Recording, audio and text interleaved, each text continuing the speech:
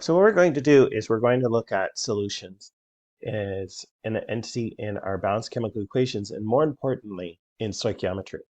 Now, just because we have a solution, our process does not change.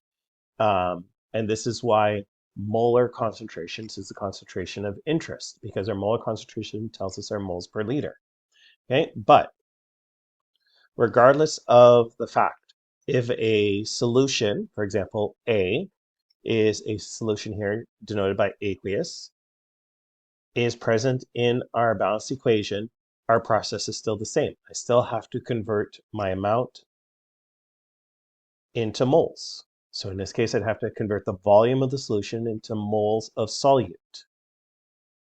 I'd have to convert from moles of one thing to moles of the other, and then I'd have to convert from moles to my amount. And this is why molar concentration is important, because it tells me a relationship between the volume of the solution and the moles of solute in it. Okay, so let's take a look at a couple of examples.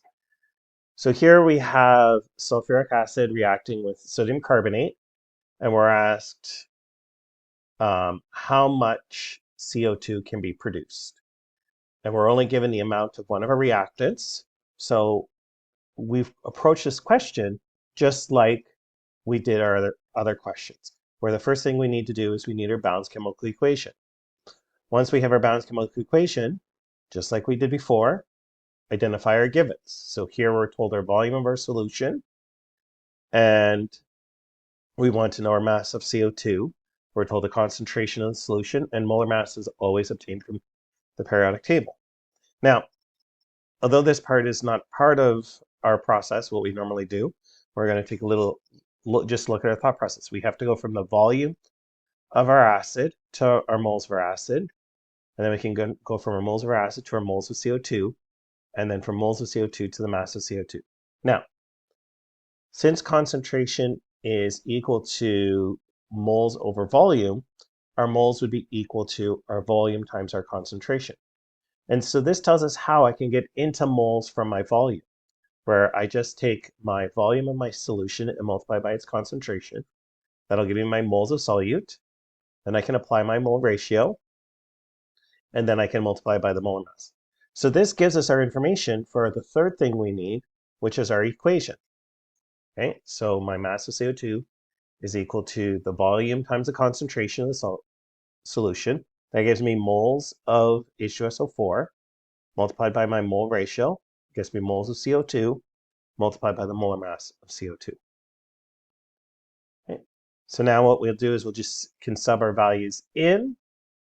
And if we look at the units, we can see that the liters cancels in the first, then moles of H2SO4 cancels, then moles of CO2 cancels. And then I plug in and solve, and we get our answer. Okay, let's take a look at a second example. In this case, we're asked what volume of our solution. We're sticking with a similar equation. Again, our process is the same though, right? First thing we need is our balanced chemical equation. Then we need our given. Okay, molar mass is always given. Again, we'll just take a quick look at our thought process, where we have to go from our mass to our moles to our moles to our volume. And to get our volume of our solution, if we know concentration is moles over volume, we can just manipulate it, and that tells us that moles divided by concentration would give us volume. So therefore, as a result, that allows us to get our path. So in our first step, we're going to multiply by the inverse of molar mass. That gets us to moles of our sodium carbonate. Then our mole ratio. That gets us to our moles of H2SO4. And because our manipulation of our equation told us that volume is equal to moles divided by concentration, we'll just multiply, once we're at our moles, times the inverse. Okay, next step, we need our equation.